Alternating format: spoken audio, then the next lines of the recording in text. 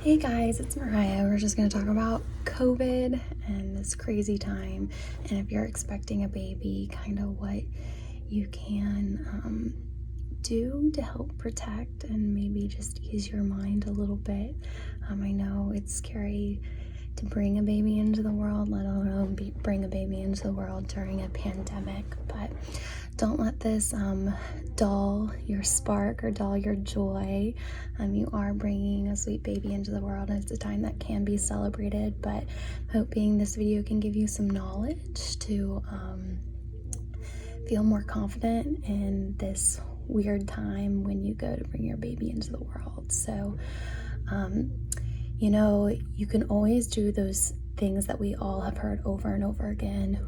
Wear your mask when you are out, tons and tons of hand hygiene, wash your hands, and keep 6 feet away from anyone who is not your immediate family. We've all heard that over and over again, but especially being really diligent when you have your little one inside your tummy to keep you guys safe is very important. There are some other things that you can do. We know that pregnant mamas are more increased risk for negative health outcomes should they get COVID. So there are some things you can do. And one of those main things is you need to speak with your OB, but based on what your OB recommends, and a lot they're recommending that you quarantine starting at 37 weeks, meaning you're staying home, you're not going anywhere that would put you at risk of getting exposed to COVID. So you quarantine starting at 37 weeks, and your OB might suggest earlier, if you do have signs of preterm labor, they might suggest that you start quarantining earlier than 37 weeks, and you would quarantine 37 weeks until delivery. Now, that does not mean you don't go to your OB appointments. Your OB appointments are so important for you to know how baby's doing, how you're doing, and for us to be able to catch anything early so that we might have the best outcomes for you and for baby. Another important thing, just to keep you and baby safe, it's very important that during your pregnancy you get your flu shot, and that you also get your DTaP shot, your Tdap.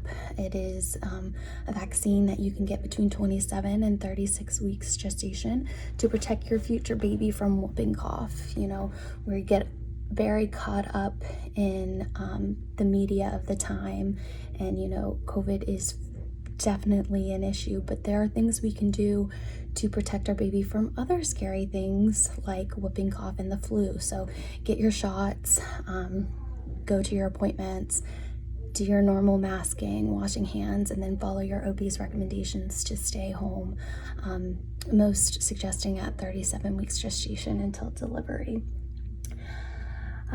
Also, when you're getting ready to come to the hospital, it can be scary normally, but it's scary now because everyone is going to be masked. Depending on your OB's recommendations, you might be asked to get a COVID test before admission, and you just be very diligent in making sure that that you are following their recommendations. So bring your mask, bring your hand sanitizer, and really, I think the most important thing is keeping baby with you. So most hospitals are doing rooming in with baby, meaning when you have baby doesn't go off to nursery. Baby stays with mommy because mommy is the best place for baby. And another thing that you can do to help protect baby is, continue your hand hygiene. It's okay to ask us when we come in to assess baby. I love it when moms make sure I wash my hands, because you're now mama, you're now baby's number one advocate. It's okay for you to put on that mama bear coat and to make sure that your baby's protected. That is your role in life. So definitely welcome that. Make sure everyone's washing their hands. Another great thing you can do is breastfeed. We know breastfeeding is the best nutrition for our babies, but we also know that it passes antibodies to our babies of anything we've been exposed to, really boosting their immune system. So if that's something that you desire, we are here to support you, and we think that is a great way for you to put some ease and do the best thing for your baby to get the best outcomes during this crazy COVID time. So I'm a lactation consultant. We have a couple lactation consultants here. at Cardinal, and we'd be happy to talk to you about breastfeeding. We know right now the research that is out there that the virus is not being transmitted through breast milk. Even moms who are COVID positive are being urged to either hand express and pump or feed with a mask on. So we know, even if you're positive, that breastfeeding is best, but especially, during this time, everyone, breastfeeding and prolonging breastfeeding can really help a baby. Another big thing is limiting your visitors. So when you're in the hospital, you're only going to be allowed to have one visitor.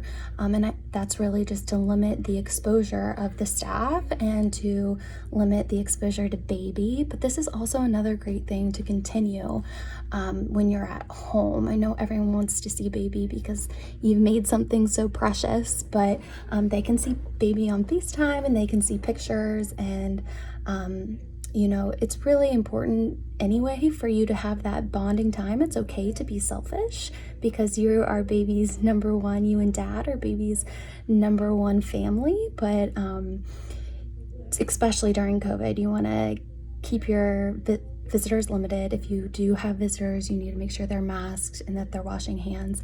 A lot of hospitals too are pushing for you. So usually when you have a baby, you'll stay about 2 days, depending if baby has any other medical needs. But now that COVID is out there and that there is obvious risk in the hospital of people and COVID exposure, we are pushing for babies to go home on day one if they are medically stable and able to go home on day one. So your hospital stay might be shorter because of COVID, and that is, they're not going to let you go home before you guys are ready, but that might be an option for you. So really, wearing your mask, limiting your visitors, and if a baby 2 months and younger, 60 days and younger gets a fever, it's an automatic hospital admission. You'll call us and we'll tell you, baby's young. If he has a fever of 100.4, you got to go to the hospital, especially during this time, but really always, because they're at huge risk for infection during those first 2 months. So very important that you guys stay home once you are home. No Walmart, no mall, no church, really stay home. Limit your visitors to your immediate family and wash your hands. You do need to bring baby to Cardinal. We do need to check out baby's weight, make sure everything else is going well. So definitely keep those newborn appointments. It's so important for us to make sure baby is gaining weight and make sure baby is well. And but other than that, really just needing to stay home. I think it's also really important to talk about safe sleep. When you get home, baby needs to be in his own safe sleep space. No heavy blankets or stuffed animals. Make sure you're doing that when you're staying in the hospital as well. I'm sure they will mention that to you, but that's just another thing you can do to protect baby. And also, I think we can get very wrapped up in, what should I do? I'm bringing this baby into this world during that time. But I think as mamas and, this huge life change, you really need to, like I said earlier, not let it steal your joy. Like, you are bringing a precious baby into this world, and this is one day going to be a distant memory for us as vaccinations are getting rolled out. So, number one, make sure that you are taking care of yourself, that you are giving yourself positive self-talk, that you are not letting this deplete this amazing journey that you are on, but keep yourself educated. Reach out to us if you have any questions about what to expect at delivery and after. And we're so happy for you, and congratulations on your new bundle of joy. And we can't wait to meet our new Cardinal kids.